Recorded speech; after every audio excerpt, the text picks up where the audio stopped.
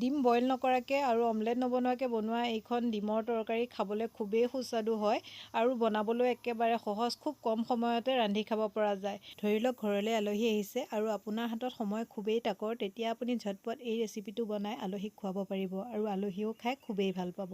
এইটো এটা ডিমৰ ইউনিক ৰেচিপি হয় আৰু মই কালি ৰান্ধিছিলোঁ। আমাৰ ঘৰৰ সকলোৱে খাই খুবেই ভাল পালে, সেইকাৰণে ভিডিঅ'টো আপোনালোকলৈ আগবঢ়ালোঁ। তাৰ কাৰণে প্ৰথমতে মই ইয়াত লৈছোঁ বিলাহী আৰু কাজু কেইটামান তিয়াই ৰাখিছিলোঁ। দুইখিনি একেলগত মই পেষ্ট বনাই ল'লোঁ। আনফালে গেছত পেন এখন পাতি তাত মই অকণমান সৰহকৈ তেল দিছোঁ। লগতে গোটা গৰম মছলা কেইটামান আৰু কেইটামান মই গোটা জিৰা দিলোঁ। যেতিয়া জিৰাকেইটা ফুটি আহিছে তেনেকুৱাতে ইয়াত মই দি দিলোঁ মিহিকৈ কাটি ৰখা 2-3টামান পিঁয়াজ। ইয়াত অকণমান সৰহকৈ দিলে খাবলৈ খুবেই ভাল হয়। আৰু এতিয়া পিঁয়াজখিনি ধুনীয়া এটা কালাৰ অহালৈকে আমি ভাজি থাকিম। পিঁয়াজখিনি কিছু সময় ভাজি লোৱাৰ পিছত এতিয়া মই দি দিলোঁ এচামুচ জোখৰ আদা নহৰু পেষ্ট। সেইখিনিও এতিয়া পিঁয়াজখিনিৰ লগত একদম ধুনীয়াকৈ গল্ডেন ব্ৰাউন হোৱালৈকে এইখিনি ভাজি আছোঁ। যেতিয়া পিঁয়াজখিনি ধুনীয়া এটা কালাৰ আহিছে তেনেকুৱাতে এতিয়া মই শুকান মছলাখিনি এড কৰিছোঁ। আধা চামুচ জিৰা গুড়ি, আধা চামুচ ধনিয়া গুড়ি, আধা চামুচ হালধি আৰু এচামুচমান জোখৰ কাশ্মীৰী ৰেড চিলি পাউডাৰ দিছোঁ আৰু গোটেইখিনি মছলা ভালদৰে মিক্স কৰি লোৱাৰ পিছত এতিয়া ইয়াত মই দি দিছোঁ অকণমান পানী, যাতে মছলাখিনি জ্বলি নাযায়। ভালদৰে ভাজ খাবৰ কাৰণে পানী অকণমান দি পেলাই মছলাখিনি তেল বিৰিঙি অহালৈকে ধুনীয়াকৈ ভাজি লৈছোঁ। যেতিয়া মছলাৰ পৰা তেল বিৰিঙি আহিছে তেনেকুৱাতে মই বিলাহী আৰু কাজুৰ পেষ্টখিনি ইয়াত দি দিলোঁ। এতিয়া মছলাখিনিৰ লগত বিলাহী আৰু কাজুৰ পেষ্টখিনি দি কিছু সময় ভালদৰে মিক্স কৰি লোৱাৰ পিছত বাতিটো আউখালি ইয়াত মই অকণমান পানীও দি দিছোঁ। তাৰপিছত এইখিনি আমি এতিয়া 3-4 মিনিট সময় এনেদৰে লৰাই কিছু সময় ভাজি থাকিম। তাৰপিছত এইখিনি ঢাকন দি পেলাই আকৌ 3-4 মিনিট সময় ভাজি ল'ম, যাতে বিলাহীৰ কেঁচা গোন্ধখিনি ধুনীয়াকৈ নাইকিয়া হৈ যায়। সেয়া কিছু সময় ভজাৰ পিছত যেতিয়া এইখিনি তেল বিৰিঙি আহিছে তেনেকুৱাতে এইখিনি মই ভালদৰে এবাৰ লৰাই লৈ ইয়াত মই দি দিছোঁ আধা কাপ জোখৰীয়া গৰম পানী।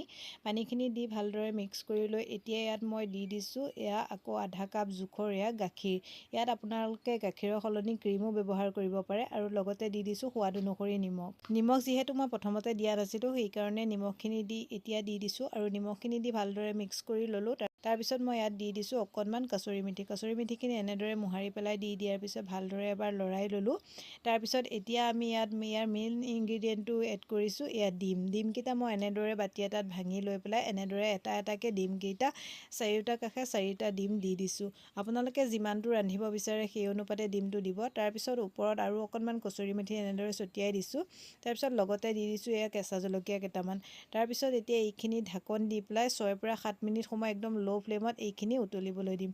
6-7 মিনিটৰ পিছত চাওক এইখিনি এনেধৰণৰ হৈছে। তাৰপিছত যিহেতু তলিত লাগি যাবও পাৰে সেইকাৰণে এনেদৰে অকণমান হেতা পাতৰ সহায়ত লাহে লাহে লৰাই দিছোঁ।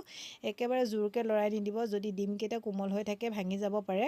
এনেদৰে সাৱধানে লৰাব যাতে ডিমকেইটা ভাঙি নাযায়। তাৰপিছত কিছু সময় ঢাকন দি পেলাই মই আৰু কিছু সময় এইখিনি সিজিবলৈ দিম, যিহেতু ডিমখিনি ভালদৰে সিজা নাই। তাৰপিছত এনেদৰে আৰু কিছু সময় দিয়াৰ পিছত চাওক ডিমখিনিও ধুনীয়াকৈ সিজি গৈছে। দেখিছেনে ডিমটো ধুনীয়াকৈ ছেট হৈ গ'ল, কোনো ধৰণৰ ভাঙি যোৱা নাই।